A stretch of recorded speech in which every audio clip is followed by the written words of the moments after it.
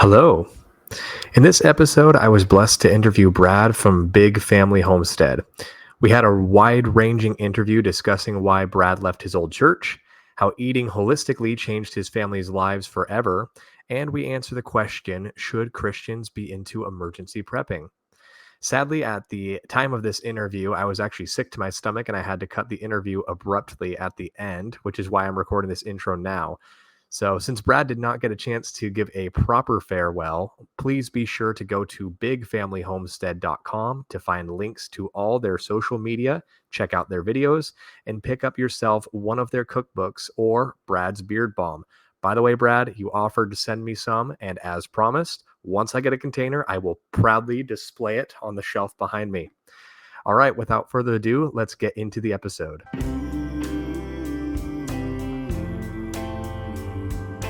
Hello, and welcome to the Forge and Anvil podcast, where we hammer out uncomfortable conversations to sharpen ourselves for the race set before us. My name is Connor. I am host of this podcast. If you'd like to join us for some support of the show, feel free to go to forgeandanvil.locals.com. We appreciate your support. Most of the country just got done experiencing the biggest winter storm of the year, and many places broke records, and some areas are even still under severe warnings. So today I wanted to discuss emergency preparedness with a guest that knows a lot about weather and storms. So Brad from Big Family Homestead. So Brad, say hello. Hey, Connor, how you doing, man? Yeah, Brad from the Big Family Homestead. We live in literally the southern part of the North Woods in Wisconsin. So it's like almost right in the dead center. Just the other day, we had negative 25 wind chill, Ooh. plus 45 mile an hour winds, plus about 4 feet of snow. So yeah, dealing with the cold, it's a thing. It's, whatever. We just still got to take care of the animals. We got to get them water, food, the whole nine. And, a friend of mine in the UK said, there is no such thing as bad weather, only bad clothes. And they are right. Hey, there we go. There we go. Well, tell the audience, I should say, a bit about, Big Family Homestead. How'd you guys get started? What's your homestead all about? What's your channel all about? How'd you get started on that? Just the whole round. Sure. Well, actually, ironically, yesterday was the 8th anniversary of us being on YouTube. It was kind of because I completely forgot about it, because how that went down. I'll tell you in a sec. But I have a background in music. My dad was a musician, he was on Capitol Records, did the country music thing, and it was in my blood. And when I was 12, I started in the recording studios and got with a bunch of guys, got onto a Christian record label with a band called Scarecrow and Tin Men. And we tour buses, played with DC Talk Newsboys, all those guys, all the big, Spirit Fest and all the big festivals, playing with Skillet and all those guys back then when they were just beginning. And something happened that kind of jarred our world in a big way. We have a daughter named Grace who was born back then, and she was born at 1.15 pounds, and she ended up with cerebral palsy, a bunch of different physical ailments, and she eats through a G tube. And for a long time there, it was touch and go. I mean, she was in the NICU for 7 months. And so that was tough, but God had us the entire way. Even though there were people that were just trying hard to be supportive. But I got to tell you, man, when you're going through something like that, somebody coming and telling you, oh, God will never give you more than you can handle. Let me just say, that's not productive. Okay. Yeah. Rethink that. So I ended up becoming a worship leader and did praise and worship at churches. And that was my full-time job. Did video production for the world's biggest motivational speaking companies. Yeah. I mean, Colin Powell, Zig Ziglar, Jerry Lewis, all the big football stars. Wow. Yeah, it's kind of wild. But then the church that I was serving at, they started adopting, I'm not going to name the name, but they started adopting some bizarre,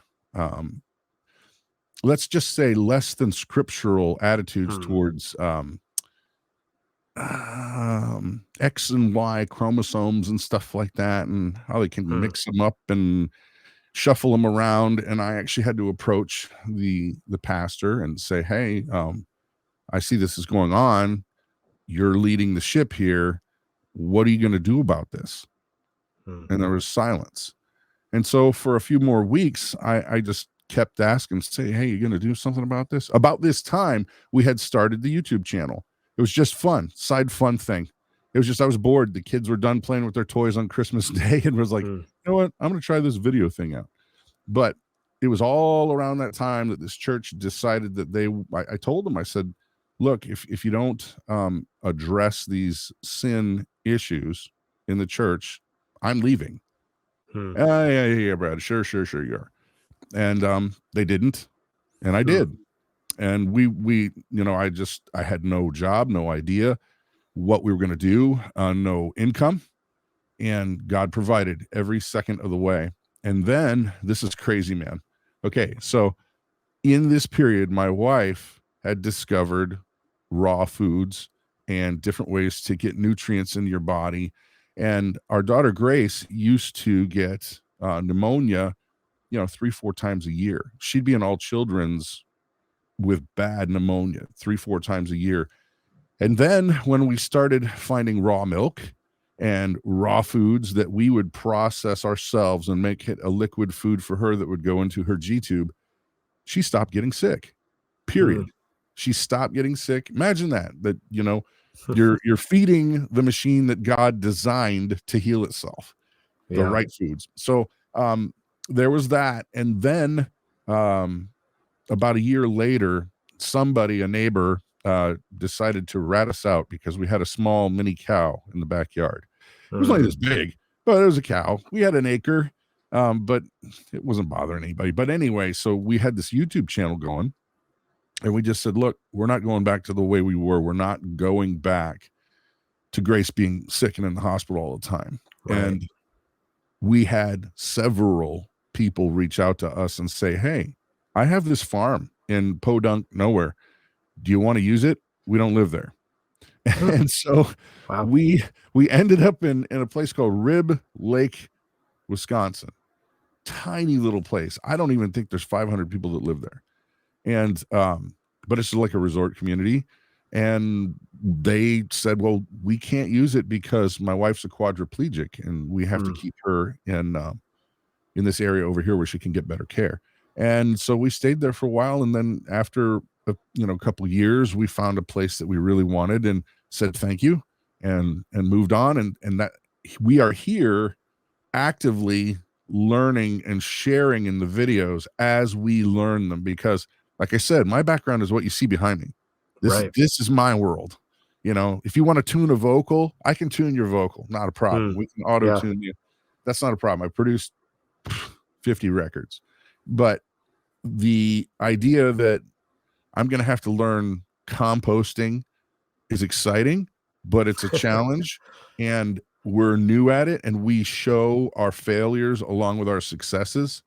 And we've been prepping and emergency preparedness and not even just survival, but learning how to farm, learning how to do stuff, learning how to can food, all these things. And now it's coming up on about 12 years. So God's blessed us. I can't complain. I mean, we're in the middle of nowhere, but Elon Musk, he gave us Starlink, so we're off to the races. We can still stay online. That's awesome. Wow. Well, it sounds like you have, in terms of a lot of your interests, a lot of overlap with myself, as well as some of the guys that regularly come on and co-host the show with me as well. So for some reason, it just seems like these musicians always end up becoming these grass-fed hippies, right? So I gotta say honestly something about that, because I'm not one that uses fear to try to motivate people on our channel and in any way. As a matter of fact, I hate it. But about 10 years ago, right after we were kind of fresh starting with this, I would call my buddies who were, in different bands like Skillet or whoever that we knew back in the day. You just say, hey, yeah, man, how's it going, John? Yeah. Guess what? We got chickens. You got chickens? No way. He goes, my wife's been begging me to get chickens. And all of these musicians all over the world, completely disconnected from each other. God is switching them on, saying, you need to learn how to do stuff. You need to learn how to can food. You need to learn how to light a fire. You need to do these things with your hands that you've never done before. And it was like, bam. All my friends from all over the world were like, that's weird. We're getting into gardening. Huh. Yeah. Yeah. And I'm fairly new to it. You can see by a couple of the selection that I have up on my Joel screen. Salatin, man, can't go wrong. Yep, Joel Salatin Polyface Micro, and then I also have Harvey Usury. He's a new one to my library, but he has a really good. It's called the Small Scale Poultry Flock, and it's probably the best comprehensive chicken book that I've ever read, and I've read quite a few now at this point. So yeah, it's just funny how that works. And so going on that line about emergency preparedness, so you guys recently put out some content regarding your experience in a blackout. So can you tell the audience more about what happened? Well, we've had several this year already, where since we're prepared, you wake up and then it was like, oh, power was off for 6 hours. Okay. Because we heat with wood, and we have solar, all-in-one solar generator things for basic lights, and we've got a propane generator and a gas generator and a backup to that one for our well pump. So for us, it's not that big of a deal. And I can honestly, and I promise you, I'm not trying to sound like, man, we have it all together, because we don't. We're learning as we go.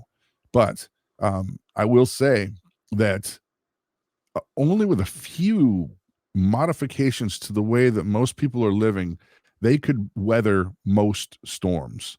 Right.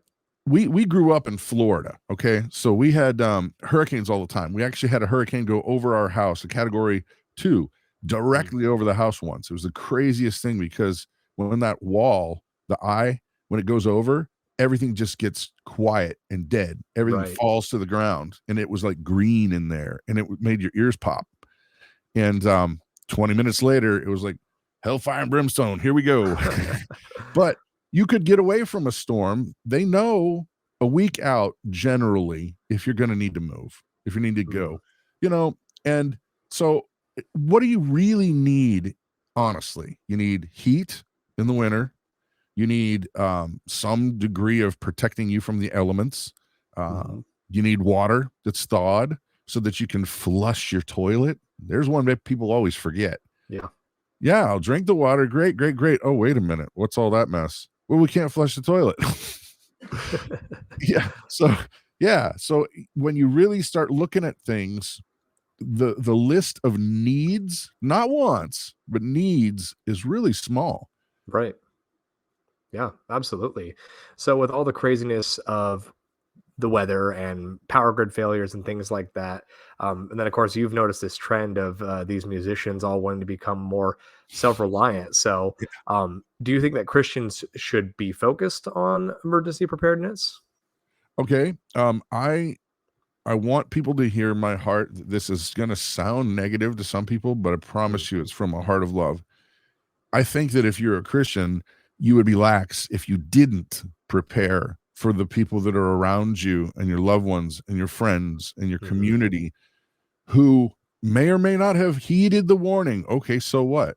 Are you a believer? Do you love others? Do you love your family? Are you just gonna go, well, I hope God provides something, man. It's like that. It's that joke. The guy that water comes, so he goes on a roof, and then somebody comes to bring my helicopter, and he still dies anyway. And he goes to heaven, and he says, God, why didn't you send anybody to help me? Well, I sent the police, I sent the fire department, and then you went on the roof, and then I sent a boat and a plane, and you still didn't prepare. Right. So whose fault is it now?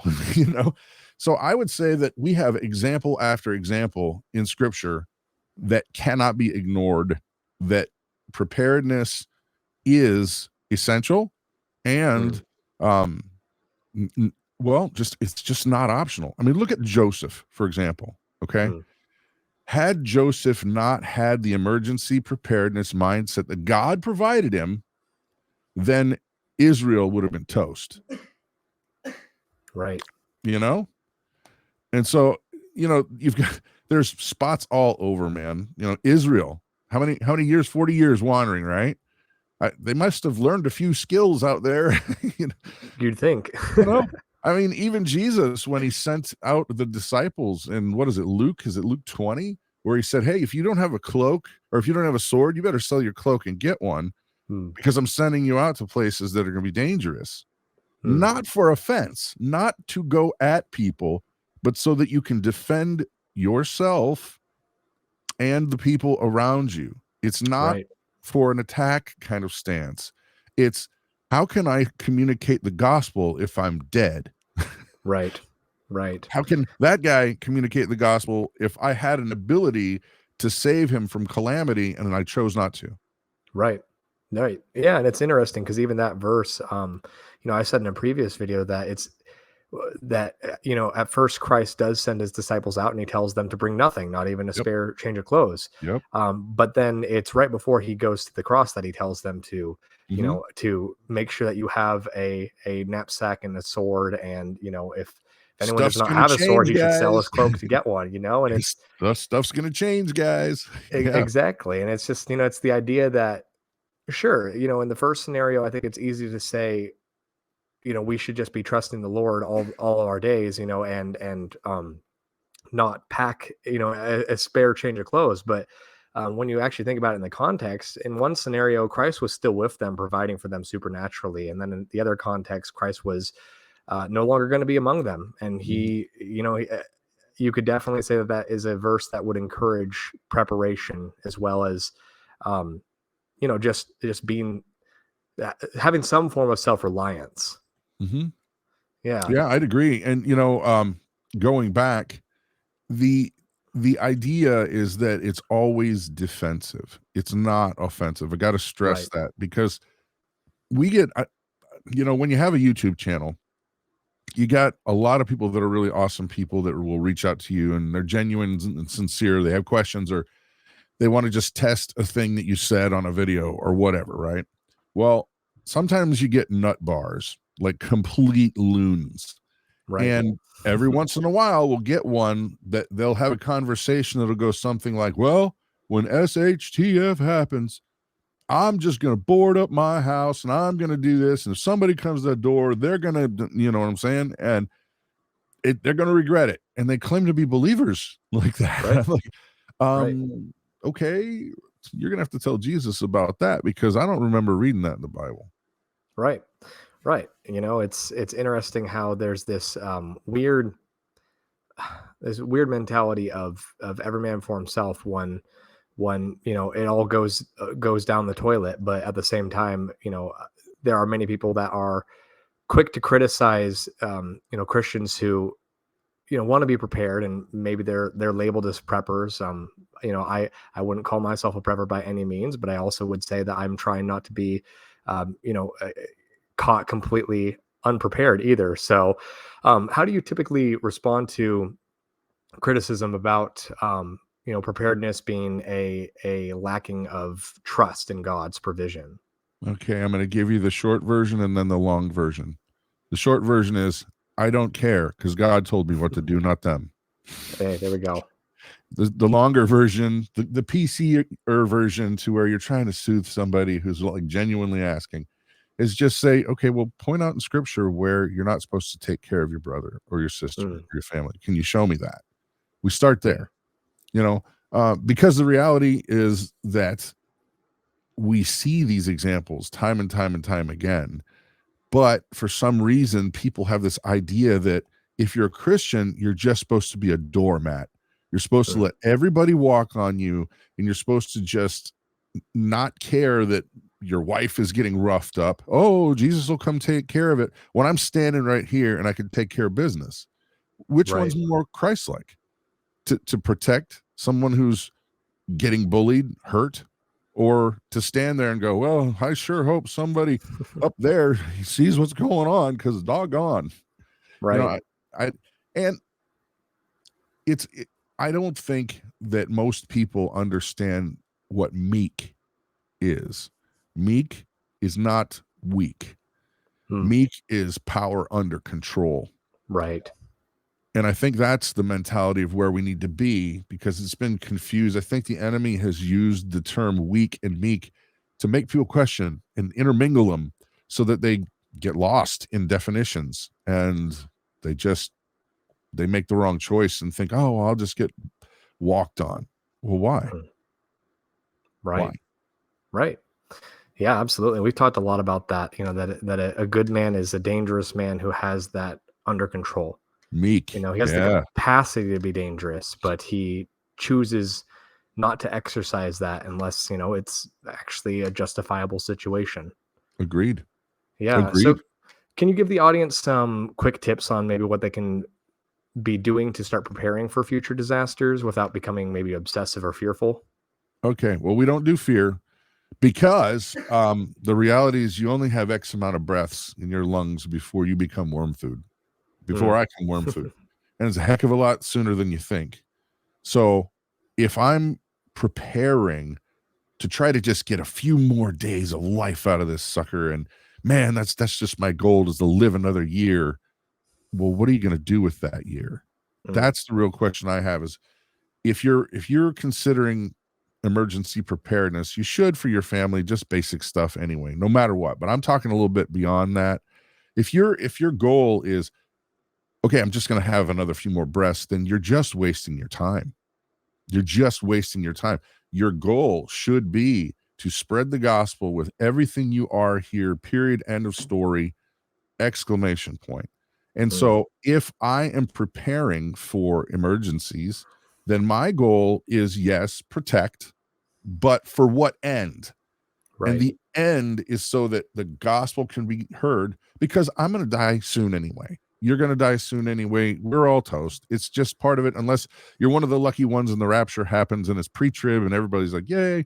And people will be pointing at Brad going, told you so. And then I'm still going up anyway. So, right. So for me, the emergency preparedness aspect is necessary to be able to communicate the gospel as long as you can. St. Augustine, okay, we're not Catholics, but St. Augustine had one of the best quotes ever, in my opinion, about spreading the gospel, which is, preach the gospel at all times. If necessary, use words. Yeah. Yeah. And so if I need to grow a garden so that I can share with a little old lady down the road so that she can be a blessing to other people, heck yeah, I'm going to do that. Why wouldn't you? Yeah. Yeah. Absolutely. And I think that goes a long way of showing the love of Christ, much more than cheap words. Yeah, I don't like plastic church, man. I don't do plastic church. I don't do plastic people. I got no time for that, because you know what? People, they make their decision, and we've seen it. I've seen it hundreds of times, just because I've been in literally thousands of churches over the last 25 years, working with different pastors and teachers, all kinds of denominations. And the reality is that, the sad reality is that more people with butts and seats don't have a relationship with Christ than do. And it's a sad, hard reality. And you know what? The funny thing is, I don't understand why the church is not acting more like the church is a mission field, because it's like, all you guys are doing is just conforming to the social norms instead of pushing back. Right. That Canadian pastor guy during COVID, he pushed back. He got in trouble. Praise God. He did the right thing. Right. It was awesome.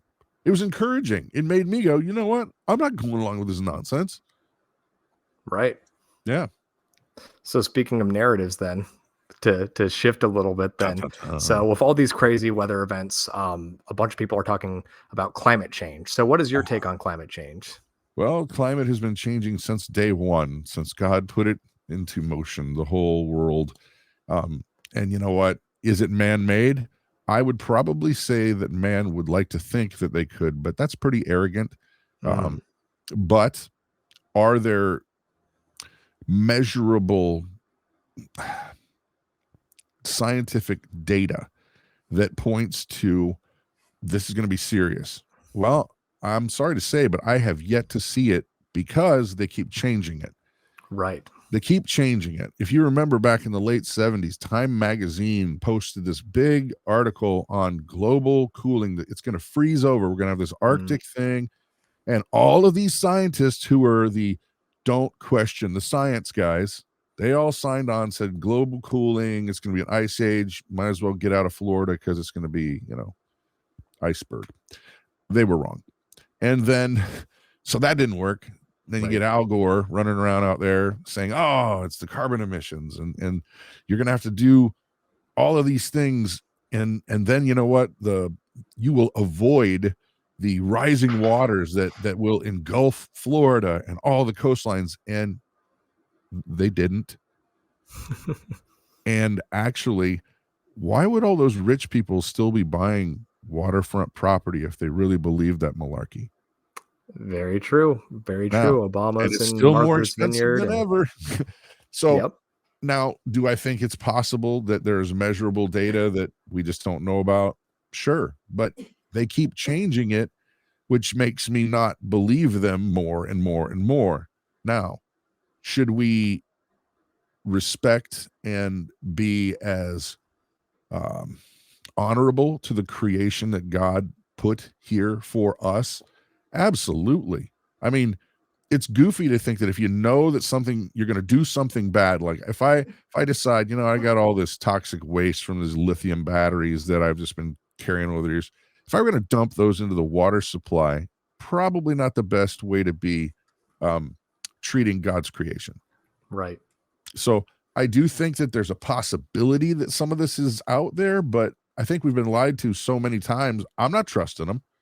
Right. And, and if you do, great. I'm not gonna argue with you. I'm just gonna say, well, show me the proof, because they keep getting caught in lies and they keep changing the data. Right. So that's where I think we should, as believers, be responsible with the creation that God has given us. Do your best to treat it well. Absolutely well. Now, the problem is too many people go way over there and then they start worshiping the creation, which it is literally a cult. Was it in Romans? I think it's in Romans 1 or 2. They have forsaken the creator and worship created things. And it's hard because there's that balance of, we've been entrusted with the world. We're supposed to treat it good. We're not supposed to worship it. And that's what's happening with the climate change business. Too many people, it's like a straight up cult. They're brainwashed. Whenever I talk to somebody new and I can tell, like, okay, this is going to be a theological debate. They came at me and it's going to be throw down with fists. No, verbals. But but when that's going to happen, what I'll do, it could be climate change, it could be abortion, it could be any of those big topics, right? I'll ask that person, are you reasonable? And by that, what I mean is, if you are presented with facts, can you reasonably process that and make a decision based on fact rather than emotion? Because that's really it. It's, you feel like, oh, we're destroying the world. Well, are we? Or is that just another line you're being sold to keep you in a cage? Government's using it. So that's my thought on it, is that we should treat the earth with respect and all those things, but don't worship it, man. It's just a created thing. It's going to be replaced. Well, speaking of maybe climate religion, then, you recently did a video on the new climate change 10 commandments. So can you explain to the audience what happened there and what the heck these commandments are? Okay. Well, the hard thing about this is that if you are a Roman Catholic, you are supposed to believe what the Pope says without questioning it. Now, the Pope, if you know Catholicism, the Pope has the ability to speak, what do they call it? It's where it's truth. It's 100% truth. What he says is as truth as what's in the Bible. That is not this. I want to make that clear, because my Roman Catholic friends, he did not speak. Oh, the word is infallibly. He did not speak infallibly, but he did put out this laundry list of things that we got to do. We got to work on. Hey, you Catholics, we need to start doing these things. And I am fearful. No, that's a bad word to use. I am concerned with a pensive eye. I am concerned because I think too many people just hear stuff that comes from the papacy and they just go, oh, truth, bam, done. And so you've got this laundry list of things that they are saying that actually straight up contradict scripture. I mean, straight up contradict scripture, and basically makes it to where the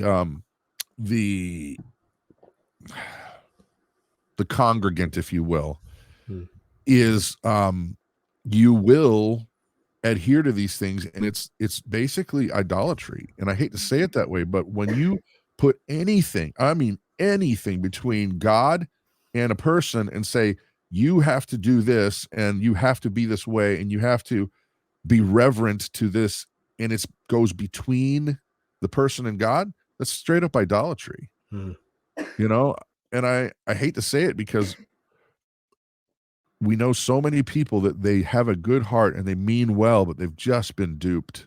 They've just been lied to, and they went with it because somebody in their life, like a priest or a bishop or somebody, said, hey, the Pope said you're supposed to not drive more than 10 minutes away from your house or else you're a bad Catholic. Okay, well, I can't get into town without driving 45 minutes.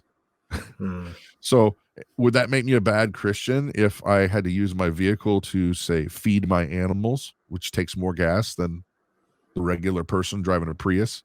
Yeah, it is what it is, man. So my issue with that is they're basically making the earth into an item to be worshipped rather than respected.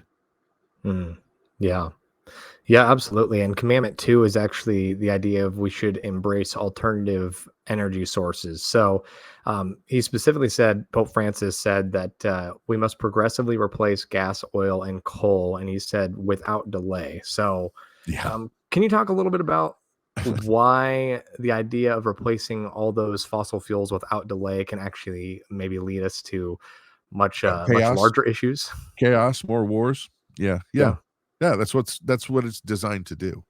You see, here's the thing: whenever you change any system that's like a global system, like if all of a sudden tomorrow somebody came up with a machine that ran on water and you could run a car with it, if it was there tomorrow, all war would go nuts everywhere because the systems can't adapt to it that fast. They can't change. They can't just be like, well, stock market's over. Sorry about all your money. Everything would tank to zero. Sorry about all that. Well, I guess you guys don't need F-35s anymore. So what are we going to do with that money? Politicians aren't going to give it up. They're not going to give up that control. So when I think of, it's infuriating, man. But the reality is we have to recenter. We have to understand what's going on, but not let it obsess in your world, because you know what are you really going to do about it? Honestly, you can only protect you and your family to a degree with God's help, of course, your local community, local people around you, friends. But other than that, I mean, you're not calling Joe Biden and going, hey, Joe, man, what's with this pipeline being shut down? Don't you think that's going to be a problem for our gas? I don't know. He's not going to take my advice on that. Right. So my thought is, all right, I can really only affect change in my family, in me, in the people around me, in my friends, community. And so my job is rallying community. That's my job. My job is to communicate the gospel, get people who know what they're doing to understand there are real issues out there that are not just weather related. I mean, what if, the dollar, the government, the U.S. government has been working on the digital dollar for years now. It's ready to go online. If it goes online, that means absolutely every transaction you ever make will be under the eye of the IRS. Now, keep in mind, there are plenty of things in your house that you bought used. Well, why would you have to pay tax on it again? and again and again. Well, because you bought it with that digital dollar. And they'll be able to control, because if you know what an ESG score is, then they'll say, well, sorry, Brad, you can't buy any gas this month because you used your share and then some last month. Sorry about your animals that you can't feed now. Tough luck. They'll be able to control things in a way people have not even considered. And not only that, but I mean, you look at the global climate change cult, you combine that with the clinching down of governments on the people. We've already returned to serfdom. It's already passed. It's past, man. Because, think about this. Can you own a home? Can you? Getting harder and harder. No, I'm being serious. Can you own a home? If you said, I've saved up and I have $150,000 and I'm going to buy a small house. No. Nope. Because the second you don't pay taxes on that home, they take it. That's called renting. Yeah. That's not owning. Yeah, we serve at the pleasure of the king. That's how it works. And it used to not be that way. That's 1776, man. That's what changed the world. And since then they've been trying to get us back into that spot, and they've almost got us there. Yeah. Well, that's a whole lot. We definitely need to have you on again, Brad, because sorry, man, you and I are just scratching the surface of so many big topics. But do you have any final encouragement that you can leave the audience with after we kind of quickly gave them a fire hose of negativity? But so let's end on a positive note. What kind of encouragement do you have? This is probably the single biggest thing that I come back to again and again and again, and that is this. As Christians, we need to know we're only here for a very short amount of time. You and me all have a mission from God. You were created specifically. You were hand knit together by the God who made the heavens and the earth and hung the stars in the sky, knows every fish that swims in the sea. He knows you by name and loves you, and he's created you specifically for a task at hand. Now, seeing that we're only here for a very short time, what are we afraid of? Why not embrace it?